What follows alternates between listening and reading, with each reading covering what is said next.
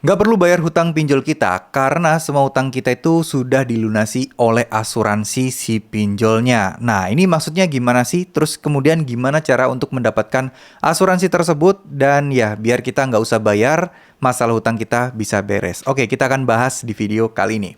Assalamualaikum warahmatullahi wabarakatuh. Video kali ini kita akan membahas terkait masalah galbe pinjol tadi ya. Persoalan pinjaman online dan lain sebagainya ini tentu saja menjadi sebuah hal yang sangat-sangat menarik untuk terus kita bahas. Apalagi ya korbannya cukup banyak, yang terjerat hutang juga sangat-sangat banyak. Banyak informasi yang beredar bahwa utang kita itu sebenarnya sudah dibayari oleh asuransi. Tapi ya pinjolnya memang nggak pernah ngomong aja kepada nasabah dan terus menagih. Apakah benar seperti itu? Menurut saya kurang tepat. Karena gini, pinjol memang sudah mengasuransikan semua pinjamannya, tapi nggak semua pinjol itu mengikuti asuransi. Tapi kalau kalian pinjam-pinjam di pinjol yang besar-besar gitu ya, itu kebanyakan memang sudah diasuransikan. Jadi mereka tidak akan rugi-rugi banget.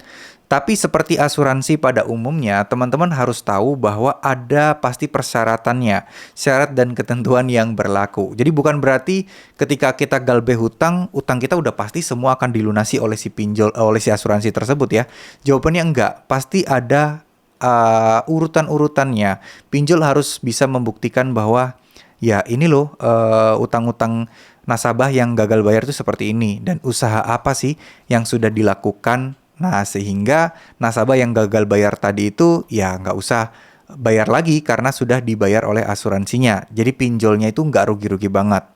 Nah, di sini juga teman-teman harus perlu tahu bahwa asuransi itu tidak mungkin mencairkan semua hutang kalian gitu loh. Maksudnya kalian utang 10 juta. Nggak mungkin juga asuransi membayar 10 juta dengan membabi buta gitu, enggak ya.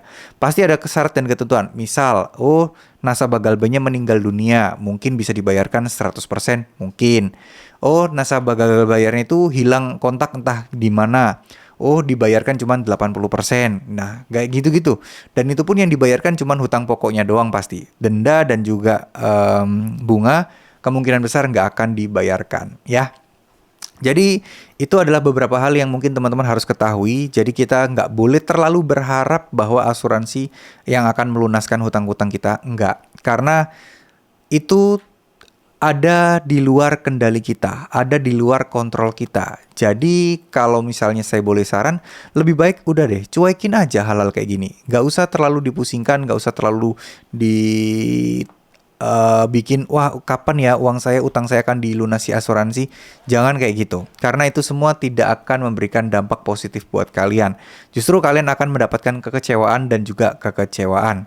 Banyak solusi-solusi hutang yang sering banget kita dengar, sering banget kita dapatkan gitu ya. Tapi terkadang itu juga nggak bener-bener ngasih solusi, cuman ya sekedar harapan palsu aja. Nah, buat saya pribadi, kalau masalah hutang ini, solusinya sih cuma satu ya. Kita sabar aja dulu. Karena kalau kita memaksakan, ujung-ujungnya ya kita gali lubang dan tutup lubang. Pinjam di tempat lain untuk membayar utang kita di tempat yang sedang bermasalah seperti ini. Jadi harapan saya buat teman-teman sekalian, intinya sih kita pengen semuanya itu baik-baik saja.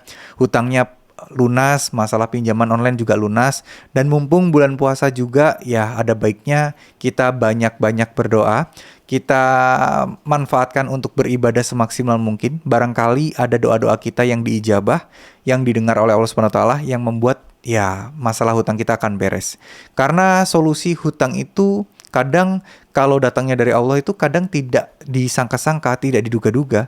Tiba-tiba hutang kalian dianggap lunas karena mungkin pemutihan, atau mungkin juga bisa juga kalian dapat proyekan, atau mungkin kerja sampingan, dagangan kalian tiba-tiba laris, dan hal-hal semacam itulah yang mana itu tidak bisa kita prediksi. Ya, semangat. Semoga teman-teman bisa segera menemukan jalan keluarnya. Amin amin ya rabbal alamin. Jangan putus asa, fokuskanlah pada apa yang bisa kalian kerjakan untuk memperbaiki keuangan kalian. Gak usah terlalu fokus masalah hutang, galbe aja dulu, nanti urusan bayar itu belakangan. Sampai kalian bisa memperbaiki finansial kalian, bisa punya uang, baru kalian selesaikan. Kalau kalian beruntung, utang kalian akan otomatis lunas dengan sendirinya. Ya, ini sudah saya jelaskan sebelumnya, kok bisa hal seperti itu. Jadi gak usah saya bahas lagi di video kali ini, karena nanti terlalu panjang. Oke, terima kasih. Mohon maaf jika salah-salah kata. Wassalamualaikum warahmatullahi wabarakatuh.